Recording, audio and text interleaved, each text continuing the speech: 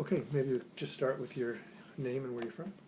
My name is Nikki Grunfeld, and I'm a Vancouverite, I guess. I was born in Montreal, but I moved here at a young age, and I've lived in a few different places. I've lived in Abu Dhabi for a few years as a young person, and in Prague for a short while, but Vancouver is my home base.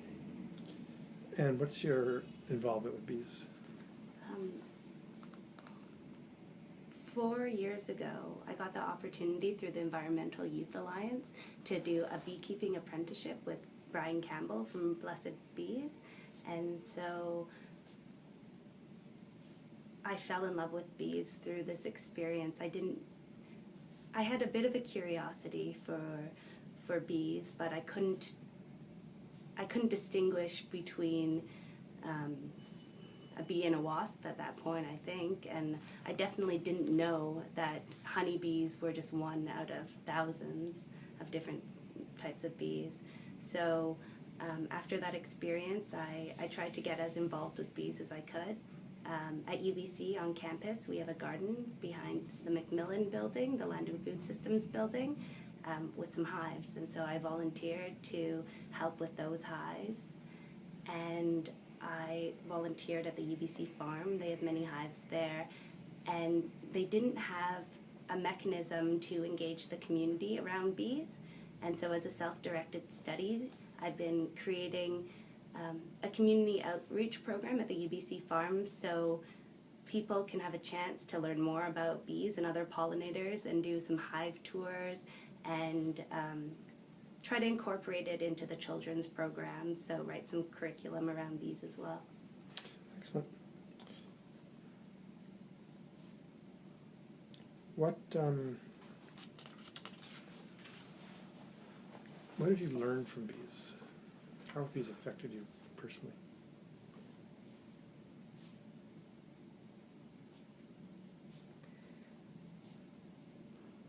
Bees have given me the chance to really get outside of myself, outside of my own thoughts, and just focus on the activity in the world, especially just sitting beside a hive and watching the goings-on as they come in and out, as the guard bees stand by the front, the rest of the world and all the stress and my worries kind of dissipate. And it's not only right at the hive, but walking around, I feel like I slow down. I check the flowers and see if there's bees collecting pollen, and I find that I begin to notice more, the smaller things, and it really enriches everything to make these observations. And yeah, I think it's taught me to slow down and appreciate the little things, and with that, there's never boredom. Bees are endlessly fascinating, and it's easy to make connections and identify with them in some ways. But in other ways, they're so alien to us, I think, but not at the same time, and they so deeply impact us. And the food we eat. And something else that I've learned from bees, especially working with children, is how little it takes for something that is seen as provoking so much fear in someone, like bees, how that can disappear so quickly and turn into awe, just if you spend a little bit of time.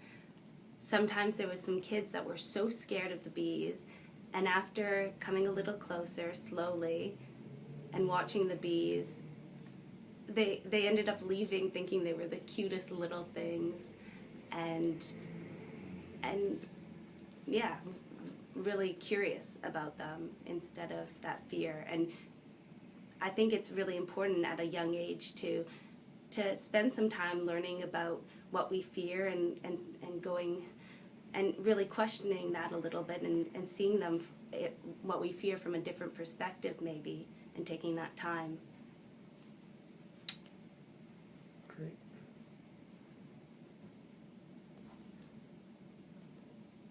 One more question. Is there any particular moment you remember around bees that you kind of reach back and touch as your touchstone moment of beedom?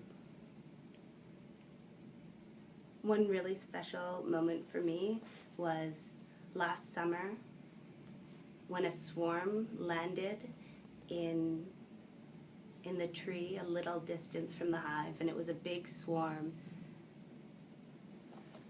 and it was hanging within reach, and I got to go with the children, and we got to gently place our hand on the swarm because they're quite docile at that point.